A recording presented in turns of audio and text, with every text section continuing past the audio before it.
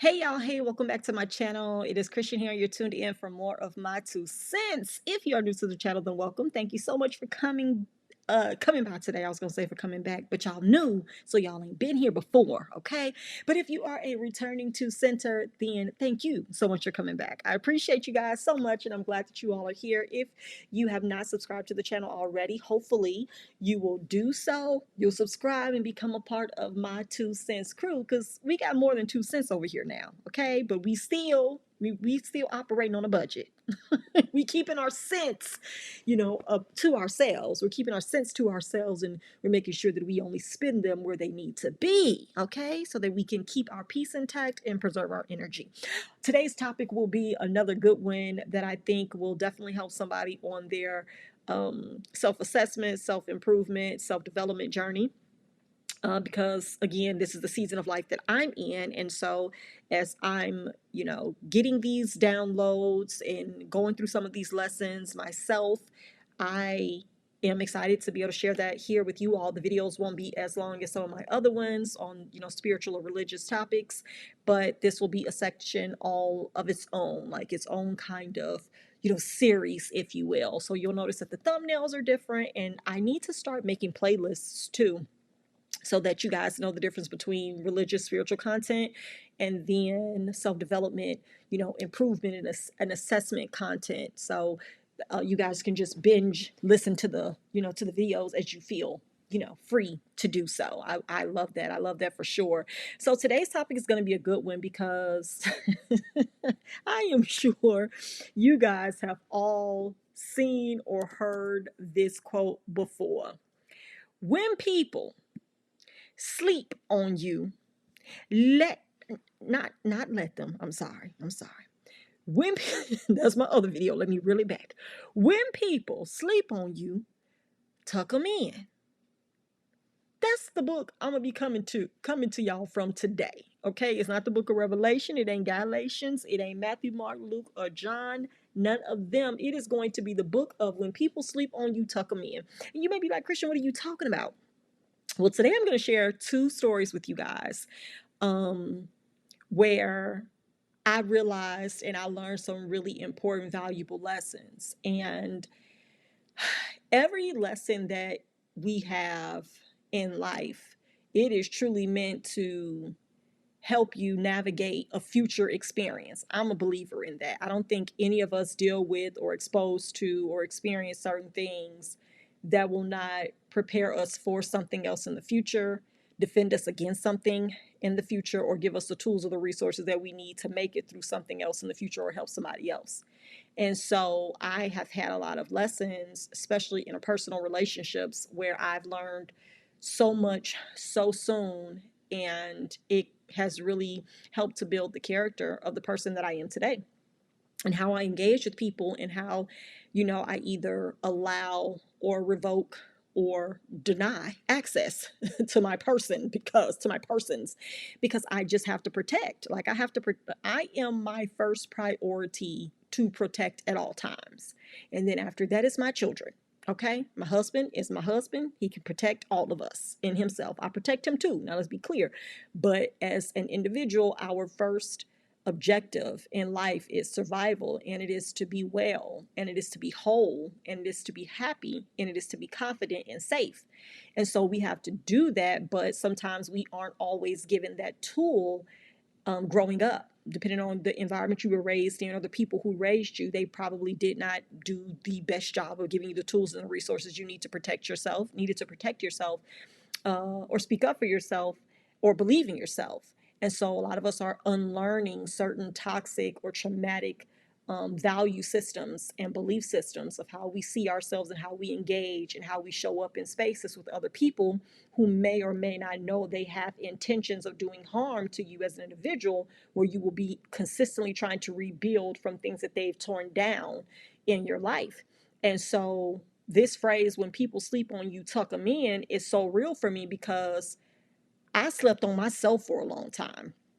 I really did. I've always been an outspoken social person, but I didn't always operate in the fullness of who I was. Like other people knew, like other people saw that in me and they loved it, right? Like they actually promoted it. And that's how I ended up in radio, because people were like, you have too big of a personality. Like, you are too good at this. You're too witty. Like, you just come off the cuff with jokes, and you're always in good bubbly spirits. And so I've always had other people to elevate or to, vouch for me in certain places and help me along in my career and in my process of development. But the thing about it is, once I realized and I woke up, okay, once I woke up to who I was, that's when people started being like, see, no, no, no, we wanted to take you, but now you're trying to get in your own car and go, and that's going to be a problem. So it's one of those things where people can sleep on you. People can feel as if though, oh, that's cute, that's nice, that's good that you do that. That's good that you think that that's a good idea or whatever. But it's not gonna go far. It's not gonna do much. Nobody's really interested. Bless it. Ain't that cute? Okay. All right. Bye. They ain't really interested. But then once things grow up, glow up, and blow up, it's a total different scenario, and they can be in any kind of way, right? You can go from just being a college student to having a full-blown career where you're doing really good and you're climbing the corporate ladder, or you become an entrepreneur, or you become, some kind of influential person in a certain space or industry, or you can just do better than anyone else has ever done in your family on whatever front or end that may be, in a skill or a trade or a program, or as a leader of some sort. And it can really be a they slept on you kind of scenario, where people just saw you as that person from that environment or from that background, and they didn't really have high hopes or expectations for you. And then when you pop out and you do something more, better, different, greater, whatever, it's a different energy, because it's like, oh, okay, we didn't expect that from you. We didn't expect you to come this far. We didn't expect you to do this much. And the seasons and the response shifts and it changes. The energy is not the same. And so the funny thing and the biggest message here, as I get ready to share my two experiences, is for sure going to be prefaced by this statement and this belief. People will think that they are going to be the reason that you do well or that you come up. But as soon as soon as they find out, as soon as they realize that you can float and rise on your own, by your loan, as my daughter used to say. It was so cute when she was two. She wouldn't say by myself. She would say, I can do it by my loan. Not by my loan, child. She was putting myself and a loan together. So precious. Once they find out that you can do it by your loan, by yourself, that's when the real fireworks in the shows, the magic trick starts to happen. Okay, you like, what the magic tricks? People start disappearing.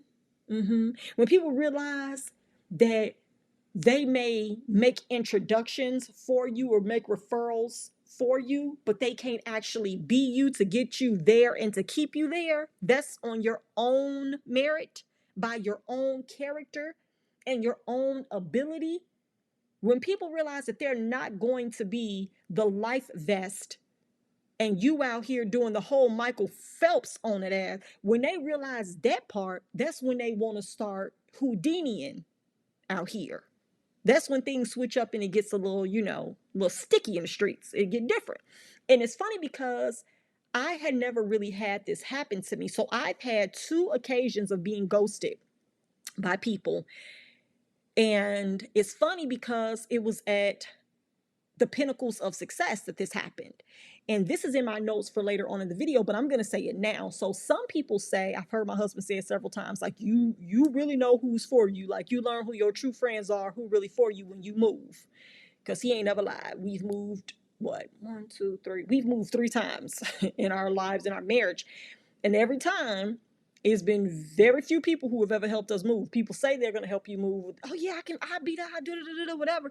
And child, they don't show up. And it's cool. Everybody don't like to do manual labor, baby. And I am everyone. I don't like to. But you do what you got to do, right? So he often has said that, you find out who people really are, who your true friends are, whatever, when you move. I've heard people say you find out who's truly for you, who loves you, who, supports you when you're struggling, when you're down, when you're out. That's when you find out who's your real core tribe.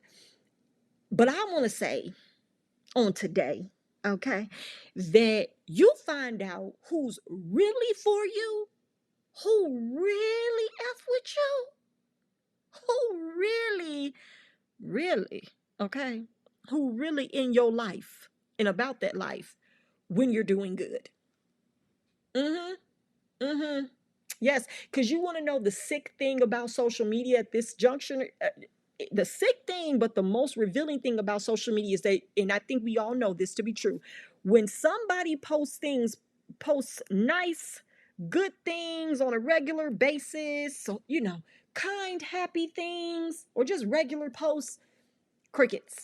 You hear nothing, you see nothing. They got all these friends on their friends list, got 5,000 folks. They post something positive. They don't say, people don't say nothing. Baby, let somebody post a post, make a status, share something about some negative, messy, just a little tinkle of drama. Just let people think that this is a little taste of drama over there. That's when people come out the woodworks. I mean, start liking your post, comment, saying all that's messed up. I can't believe that. You better than this. Take this down. Don't do that. It's like people literally flies to you know what the saying is. People literally are attracted to mess, to toxicity, but the positivity is literally like a repellent. And as is, in my experience, with success, it is a repellent. It is a repellent. I don't know why. I can make assumptions, but that's not what this video was about. It's about when people sleep on you, you tuck them in. So let me get back to my points, okay? So people will believe that they are going to be the reason why you're going to do well, you're going to excel, you're going to go a little far, you're going to go, I'll help them get up the rungs a little bit. I'll help them climb a little bit up that ladder, but I'm not going to take them all the way to the top. But then when you get on the ladder and you start scaling it like you a whole firefighter, that's when it becomes a problem. Because see, wait a minute, no, you're doing more than what I approved you to do. You're going further than I approved you to go. You're going higher than I expected you to on your own. What are you doing? So my first story and my first taste of this would be when I started, my husband and I started our company in 2019. We were doing good. We were getting traction as a Black-owned brand, having a product that, really was doing well. We hit the ground running with our marketing and advertising and all that stuff, and really doing a good job with the influencer marketing specifically. And we had another brand to reach out to us that was also in the same market. So I'm just going to say this. I don't care. I'm not going to call any names, but I have a pancake mix company, right? So we got reached out to by um, another company that went with pancake syrup. I'm just going to say it. So I got reached out to by a syrup brand. And so the owner of the syrup brand reached out through DM on Instagram and was talking, saying all the nice things. Okay. It was giving very much love bombing, asking questions about our mix, and all of that. And so I was stoked because I just started my company. And the moment the DM, came through, I was like, what? Not them? Like, oh my goodness, they're a big deal. Like, they've been around for years, like over 25, 30 years. They want to do something with us. So I was so excited, right? It was totally a fangirl moment. So we went from the DM to a phone call, CEO to CEO, right? I'm talking, they're talking.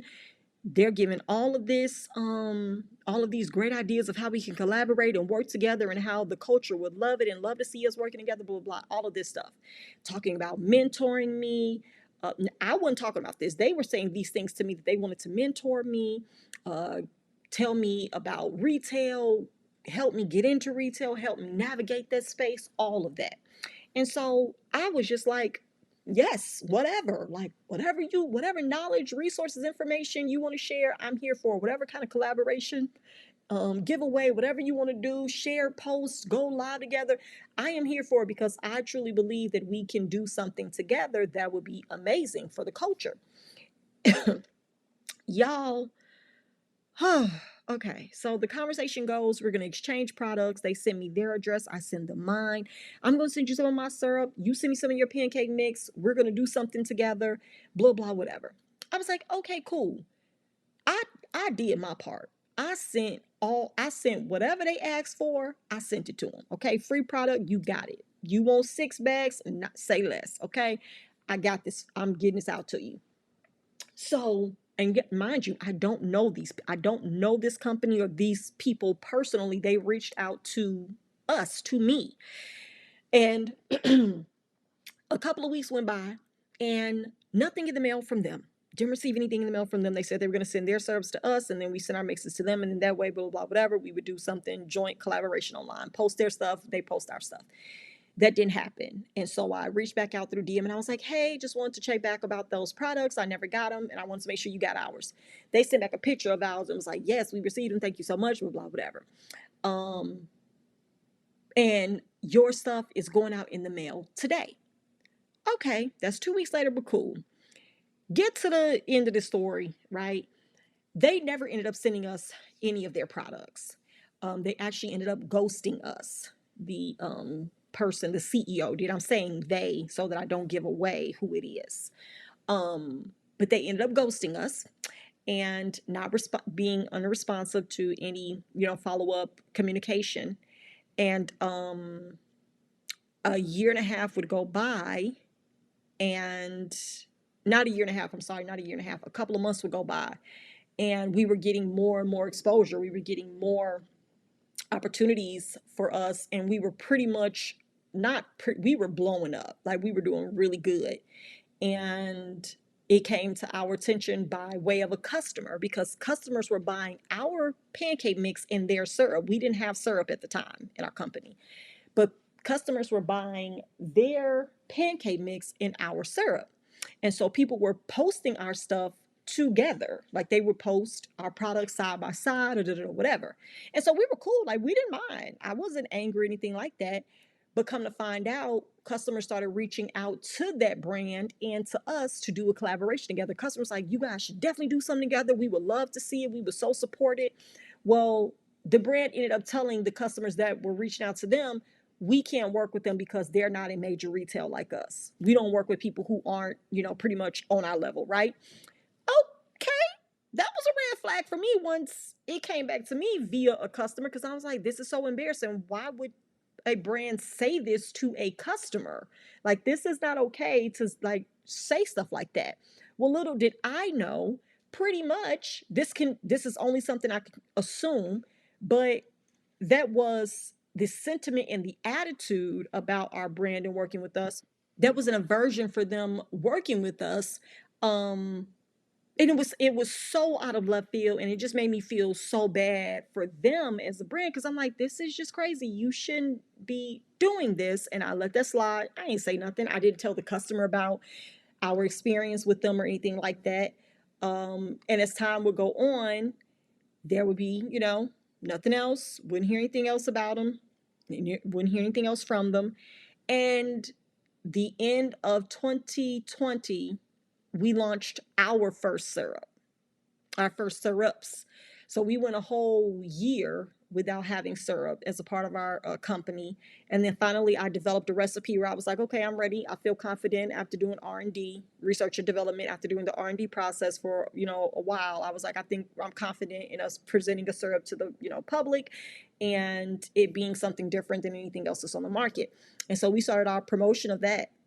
When I tell you they blocked us, baby, we got blocked on social media so fast. And you probably like, how you know y'all got blocked? Because we started, again, we were still getting tagged and stuff together. But when we were getting tagged and stuff, their tag wasn't showing up. So it was just showing up as their company name in regular text. Like, the @ wasn't there to actually tap on their page. And then when I was like, let me make sure that I'm not seeing what I'm seeing, I went and typed their company name in, and it wouldn't come up for me from our company's profile. But when I got off of my company's profile page and went to my regular personal account and typed in their company name, it came up. So I'm like, they definitely blocked us on social media. This is crazy, but it was real.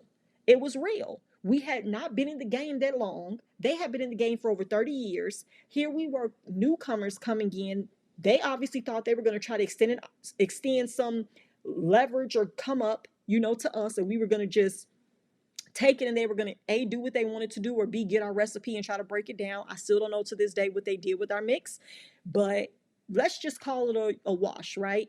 But I guess since I wasn't being a little prodigy, not a prodigy, but a protege. I wasn't giving protege energy, like really groveling and excited about being like included in whatever they had going on.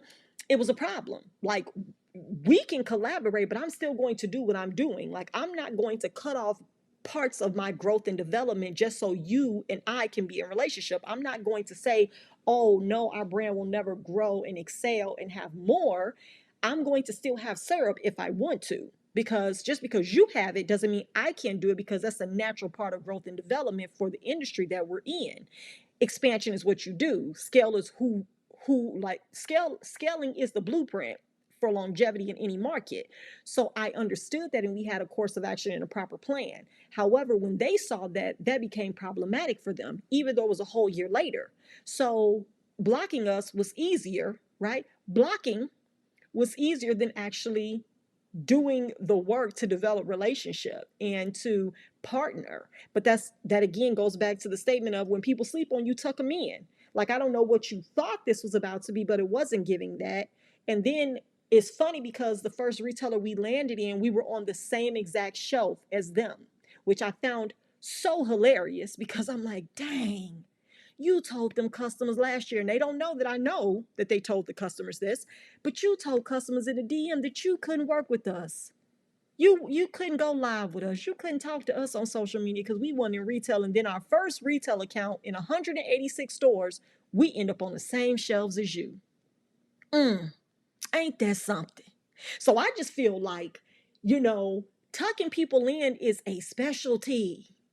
It's what you do when you operate in who you are, and you do it without having intent of one-upping people or being in competition, but you understand the power in confidence, and the power in collaborating, the power in having compassion, and just, giving people their flowers. Like, I don't have a problem with telling someone, oh my goodness, I'm inspired by what you've done, or how much you've accomplished, or how far you've come. That doesn't take anything from me, because I understand we all have to blaze a path and a trail for ourselves, but other people who are coming up as well. So it's not a bad thing, but it's a great thing for you to discern and to learn when you need to, so you don't get burned. Come through bars. Okay. So that being story one, but I'm not done. So I'm gonna get to story two, and I ain't gonna hold this from you. So another way that I knew that, people will sleep on you and truly, truly desire to, whether it's come up off of you or whatever the case may be, lead you, guide you, but again, have you like in a little protege type place in your life. People will look at you, and they will either see some of themselves in you, some of who they are inside of you, or they'll look at you and they'll feel as if though, I can, you know, manipulate this situation. I'm better than this person, which is another video I'm going to do too soon about that element, which you really have to be, leery of and aware of when people pretty much see you as an emotional mark. You know how you find a mark when you use people for money and scam them or whatever. But an emotional mark is a big thing that people will do. Like, when they find people they can leech off of and drain, or try to use as someone that runs up behind them like a lap dog, baby, you never should have thought that I was that person. But this second story gonna give y'all just what I'm talking about. So I had met this nice, wholesome, beautiful woman. She was so sweet. And I hate she messed this up for us. I really do, because I really wanted to be her friend. I did. And I don't miss people often, y'all, but I missed, with an ED, I missed her. Like after this happened, I was like, dang, why did she mess this up? I'm over it now. But why did she do this? There was no need for her to do what she did, but she slept on me and she had to be tucked in. So, giving y'all story times and a message, right? So, I met her at a play place with my children, and she was there with her child, and we hit it off immediately. Like we were sitting on the floor on the little ABC mat, and we were just talking and connecting and having such a good, wholesome conversation. She was a Black professional. She was doing well. Her husband does well for himself. They were a beautiful, beautiful family. She had her PhD. He was in medical sales, and she had a school. She didn't have, she wasn't a teacher. She had a whole franchise of a school. The school was hers. They bought it, okay? It was hers, people. It was hers. She had a director, she had a principal, she had all that stuff. She just would come, check around, make sure everything was going good and leave, right? Or stay there if she wanted to. But she had a whole school. And we hit it off. We were great friends. And immediately we went from that one time meeting to having play dates every week, or her calling me and saying, what you doing? And I'd be like, oh, no, I ain't doing nothing. Because see, I'm the kind of friend, and I'm going to tell y'all the kind of friend I am. I'm the kind of friend that I will make time for you all the time, because most of the people that I'm friends with don't always pull on my time, and I don't pull on theirs. I respect people's space. So whenever someone that I consider a friend reaches out to me, I'm always available for them, because nobody ever calls me. Nobody ever asks me for anything. Nobody ever harasses me.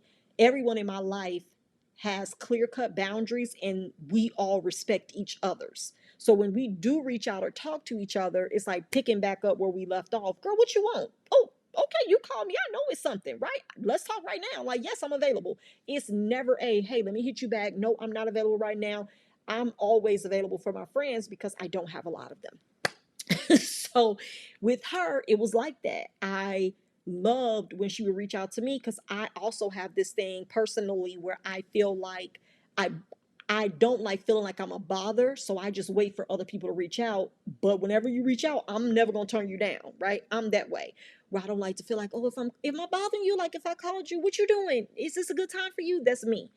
And so I never want to be a bother, so I just wait for people to reach out, but I'm always available when they do. And so I'm working on that too.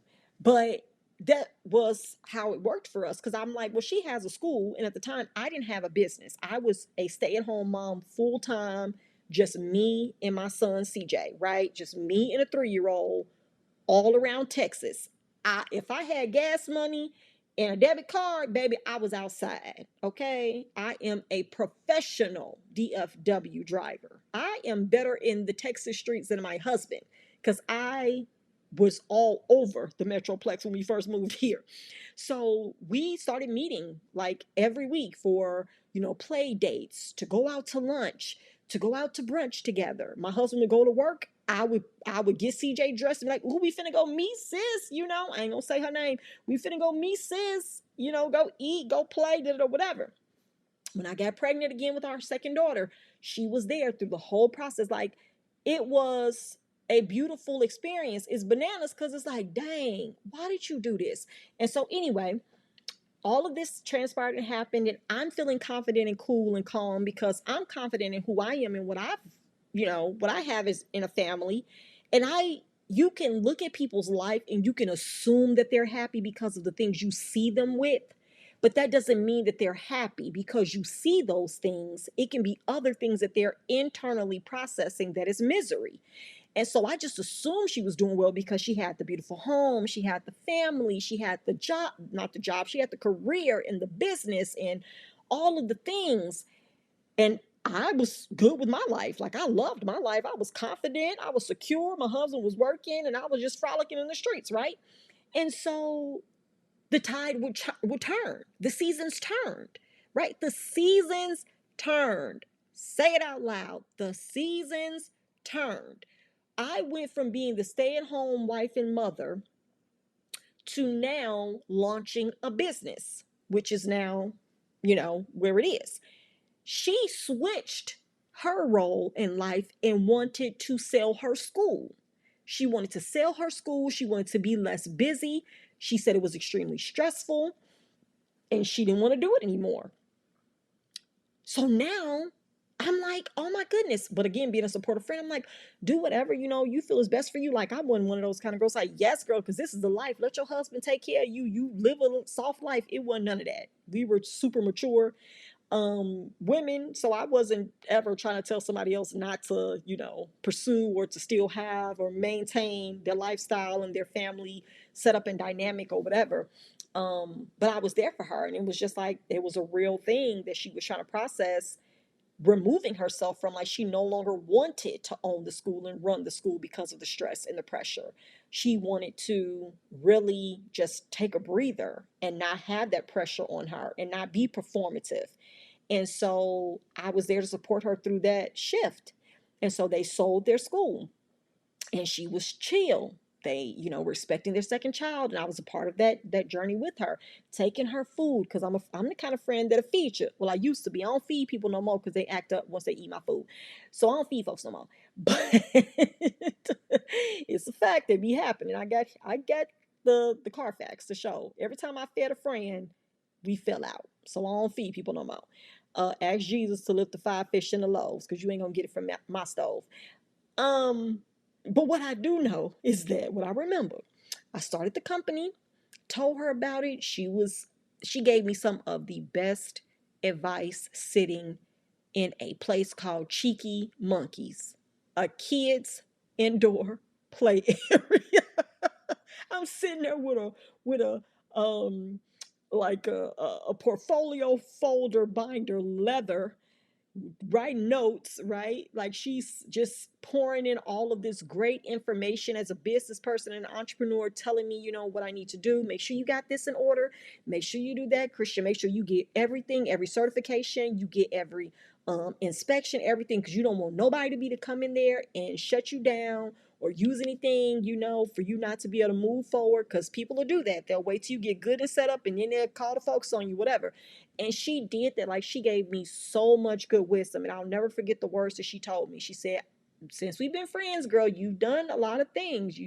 You're good at a lot of things, Christian, but this is for you. Stick with it.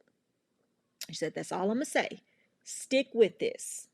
Don't do nothing else. Don't focus on nothing else. Give this your all. Stick with it. And I am so glad she said that, because it was so real, it was so true. And to this day, this is what I'm still doing. And I will never, ever regret the relationship, because in that season, I needed that. I needed that support from someone who could give it. Like, I have family and friends, but none of them were in the transition of life that I was in, going from being a career professional to a stay-at-home mom, and now going back into entrepreneurship with something that is so heavy and so rich as family history and a family recipe. I wanted to be on par. Like, I didn't want to let nobody down. I didn't want to be a disappointment, if you will, because it's in my mother's name and it's so much respect and love and honor in it, that I wanted to really give it my all. And she was really there to help me with that and champion that energy and that emotion in the mission. And so I did that, with her help and her guidance that day. And so from there, we launched, we did our thing, we were growing and doing so well. And long story short, her and her husband asked if they could invest in our company. This is when people sleep on you, you tuck them in. So we hadn't even been in business for 2 months. 2 months. We hadn't even been in business for 60 days before they asked about wanting to invest. And she called me. I believe it was after that play date. It was actually, now that I think about it, it was after that play date in 2019 when I was talking to her about the business and about launch, well, how we had launched and how well we were doing. We had been featured by a big platform, And everybody I knew was reposting it, sharing it, da da da, whatever. And she, was excited, and she was like, when I came home today, I was talking to my husband. She said his name. I was talking to my husband, and I told him about what you and Courtney are doing, and he said he would love to hear more. He would love to, if you guys have a presentation or a pitch, if you all are looking for investors, he would love to hear more because I would like for us to invest in your company. And I'm sitting on the phone like, okay, cool, all right, we can do that. I don't even know the first thing about talking about investors or anything because, mind you, my husband and I started our company with $12.14. We literally just paid for our domain name. My husband is a graphic and web designer, an award-winning graphic and web designer. So we didn't need anybody to do all of the stuff that most people need on the front end of starting a business or a brand. We had the online presence on lock.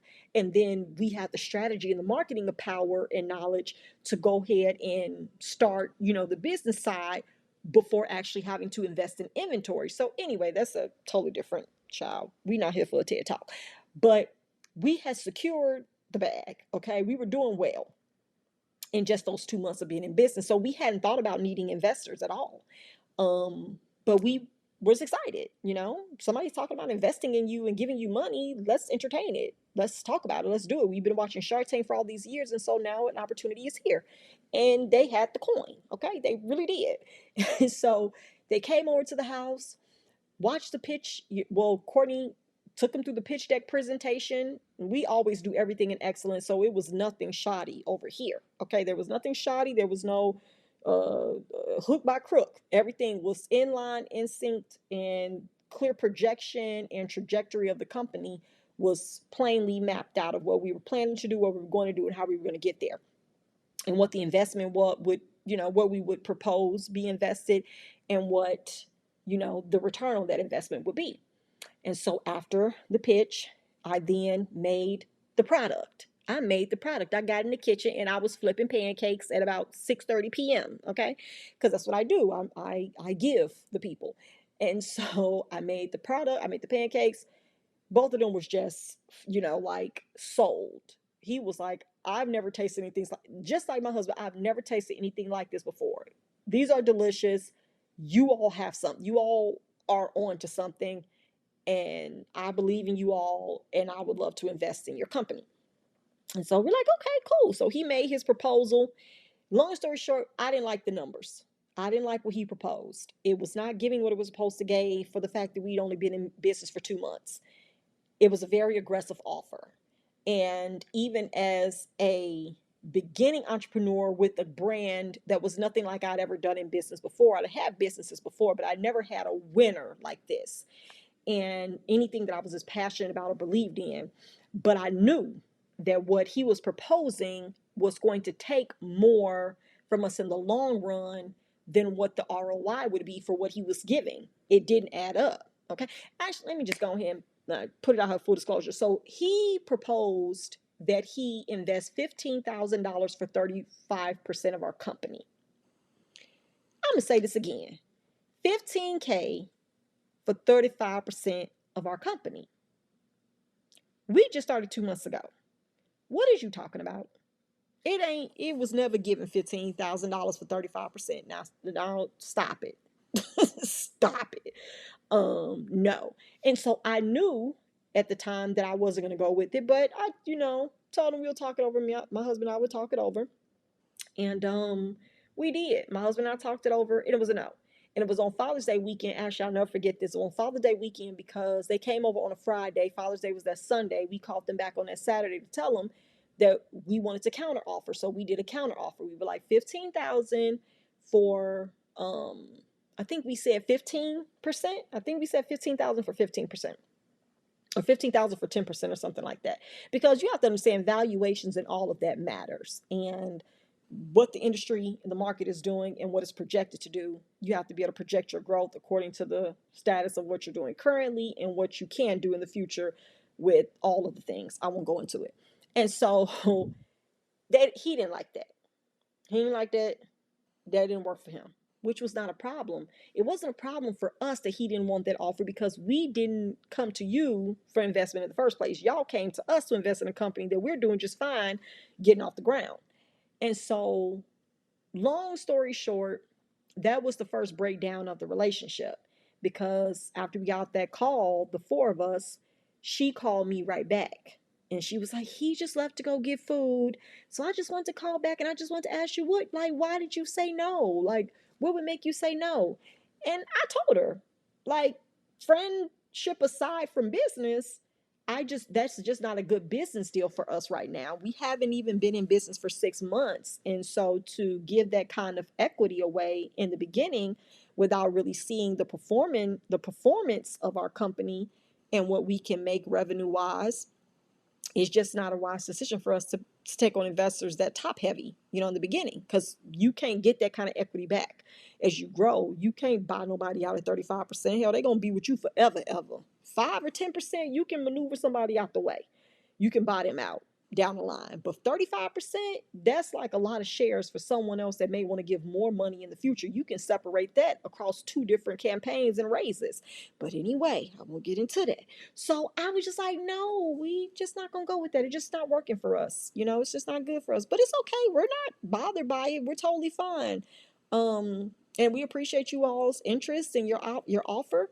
But at this time, it's just not gonna work for us. But we're still good though, right? And so she was like, yeah, we're good. And so that was that. They didn't invest. We kept on being friends. Now, it would be the following year in 2020 when we would go on to GMA and sell over 154,000 products in a day. I was on the phone with her the next day after that happened. And even leading up to it, she knew about it. And I think she really felt some kind of way when that happened because my entire life had changed. Like, as I stated earlier in this story, where she was in the beginning of our friendship, I was in the opposite place. I was a stay-at-home wife and mother, just enjoying, frolicking through life, being cool, calm, collected, whatever, enjoying things. And she was the one that was busy and had, the career flowing and the business going and all the other things. And she wanted that cooler, chill, calm version. And obviously, maybe she thought we was gonna frolic off into the sunset and just be in SUVs together with baseball caps and ponytails at the zoo. I don't know. I was cool to do that still, but it became a problem, obviously internally for her, because the elevation that she thought she was going to give me, I ended up getting on my own by my loan.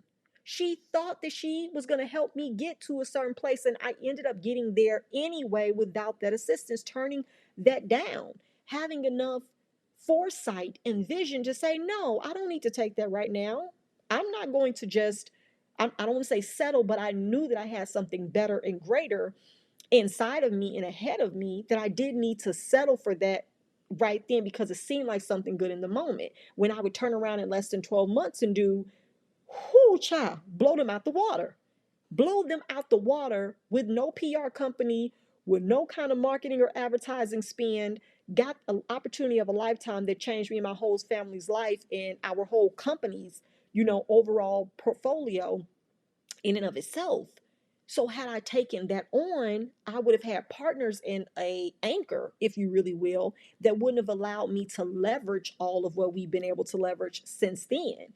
And I would have had to explain or prove myself or defend my decisions and choices to someone who feels like, hey, I got 35%. I want to be a part of this. I want to be a part of the day-to-day and the operations and the choices and the marketing. I don't operate like that. I don't do that. That's not what you're going to do. It doesn't matter how much you invested or how much equity you got. When you got it, you still going to play your role as a silent partner, right? Angel investor, be quiet. Pray about it. Don't say it, right? So I believe that's when the friction came. And so we talked the day after, the GMA feature. She was cool. She was so sweet. She was still being nice, all of that stuff. She even sent some cookies and some food over because she was like, I know you all are busy. I'm not going to come by, but I'll send you and your family's dinner over. I'll just send you guys something. I think she asked me, what did I like? And she did. She was a great friend, y'all. She decked me out. I told her the seafood restaurant that I liked. She got me the exact meal that I like from there, the crab legs, the shrimp, the potatoes, the corn. Got my kids a shrimp basket, my husband what he liked, and she sent it over. She got some cookies from Tiff's Treats delivered. She was a great friend, y'all. She was a great friend. And this is why it is so important to understand that, like I said, success will make it for me, my situation. It wasn't when I was struggling or when I was moving or when I was down and out or didn't have whatever that people acted up or didn't show up for me. It was when I was doing well that people didn't show up. Whew.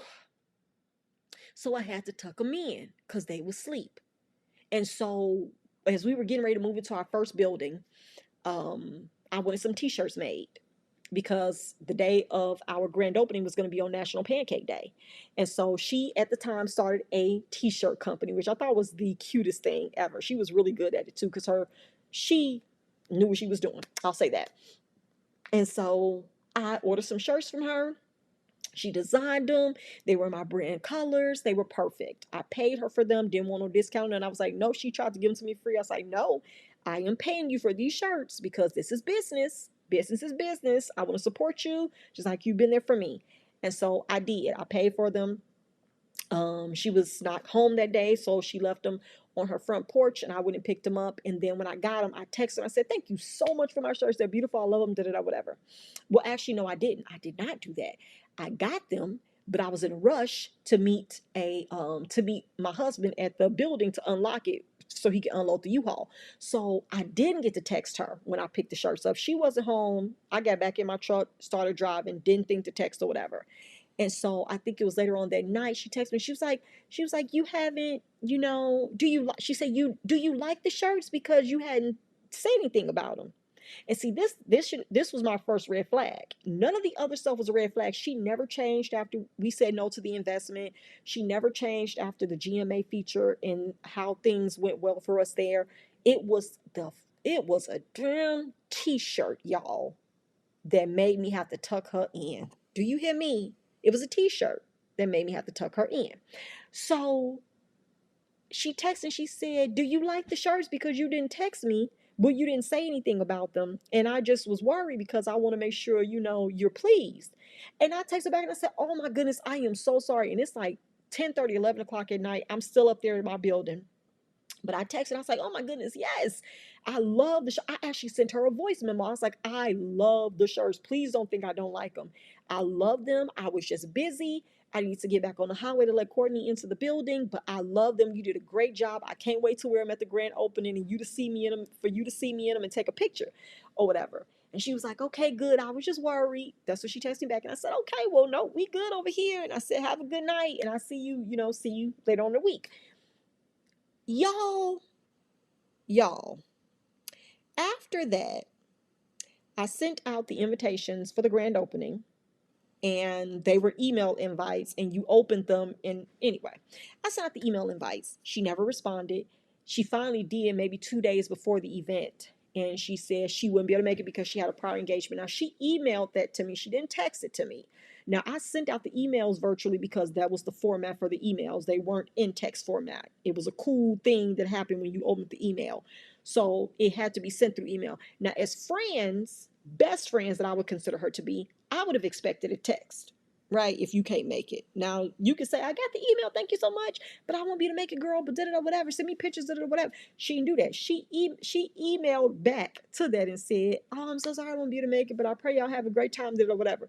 Okay, cool. Hey, she couldn't make it. I responded to her. That was that. Tell me why a week after the grand opening, I get a Zelle back for the price of the shirts.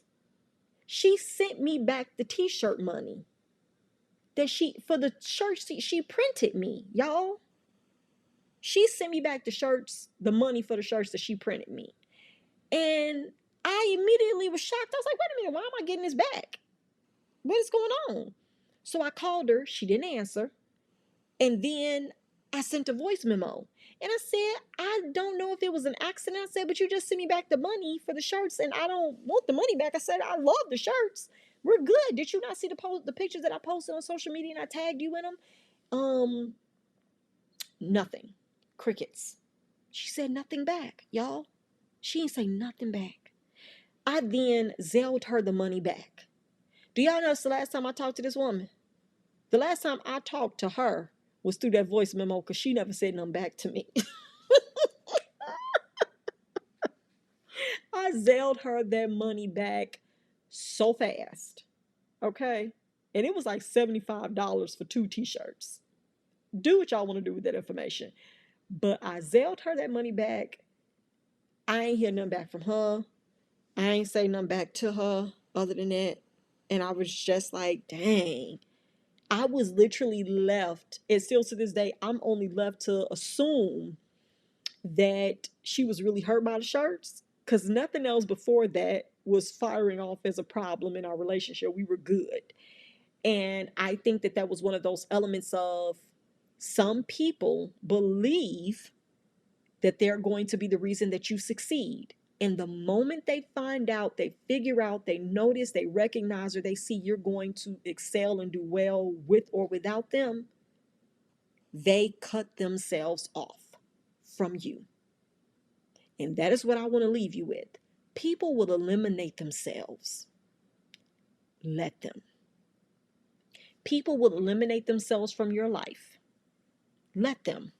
Don't force it. Don't fight it. Don't try to convince yourself of something different. They are giving you their exit strategy. They're showing you their exit plan. They have demonstrated their Houdini skills. Do not lift the hat and shake it to see if they come back. Let them go. Shout out to Elsa and Anna. Okay? Let them. And I am a firm believer that, again, these two stories in and of itself, and I haven't had any more stories like this since 2019 when I actually launched the company, right?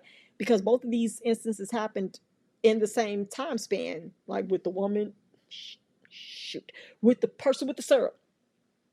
That was one instance. And then now, the friend of mine, with the t-shirts, but it was so much more than that in our friendship that I loved and I enjoyed and I admired about her as an individual. It was not, there were really no signs, or it was not necessary for it to happen, but it was one of those, people will sleep on you. And you have to be ready and willing to tuck them in, not to shake them to wake them up or make them see who you are and what you're meant to do or be, for them to accept you and to allow, or to be supportive or excited. Let people play whatever role they want to play in your story, because you cannot change that for people. And you can't change the role that you play in theirs. To this day, I don't know what role she believes I played in our relationship dissolving. And I would love to know. I really would. I feel like we had potential to be best friends for life because of how solid she was, or how solid I was, or I am. Like consistency. I like consistency when I choose to allow people access to me. I like to see that you have patterns or connections in your life that you're focused on and consistent with, because that will kind of divert attention from you being clingy and harassing me. Like, I don't really like to fool with people that ain't got nothing to lose, because then you're going to be in my face playing with me. I like to see that people have something they're invested in, that they focus on, whether it be family, career, business, hell, it could be ministry. At this point, whatever you like to do that passionately and affectionately and intentionally, because I'm doing my life that way, with passion, with affection, and with intention. That way I know that we'll be able to share and connect and build and uplift each other. We won't drain and stress and cause anxiety based experience or interactions with one another. I don't want that. I don't want to clash. I want to be glad. I want to be happy. I want to be uplifted. I want to be on 10 when I see your number come on my phone, right? And I thought that I had that here, and I didn't. And I had to learn that, but I'm okay with that lesson, because now I know better, a better way to vet whether or not I allow people access to that part of my life. Like, you don't need to know what I'm doing. Maybe I started doing too good. Maybe I was doing well. I was doing better than, or maybe she felt like, oh, she doesn't have time for me anymore. That's fine, but I would have loved to have known that, instead of just being ghosted, right? And being refunded for t-shirts that I loved and I still have. But I sent that money back because I wanted her to know I love the shirts. I don't want my money back. I'm not displeased. And, from that day to this one, I am a firm believer, no matter what people may say with their mouths, their actions will always be the answer. It will always be the information you need to know as you're growing. Actions will always be the defining matter in how you move forward. So I want to encourage you that if you're dealing with or you've had experience with people who don't believe, who don't see it, who try to overlook your skill, your calling, your purpose, your meaning, your value, let them overlook it. But it's going to come a day where they can't. It's going to come a time when it cannot be avoided. It cannot be overlooked. It cannot be hidden. It cannot be, pushed or suffocated. They're going to have to face it head on. And it's not a bad thing, but you just have to be willing to allow it to be the main thing. Don't you try to push it down. Don't you try to play it off. Don't you try to act like it's not a big deal. Be the biggest deal that you are meant to be in your own story. Okay?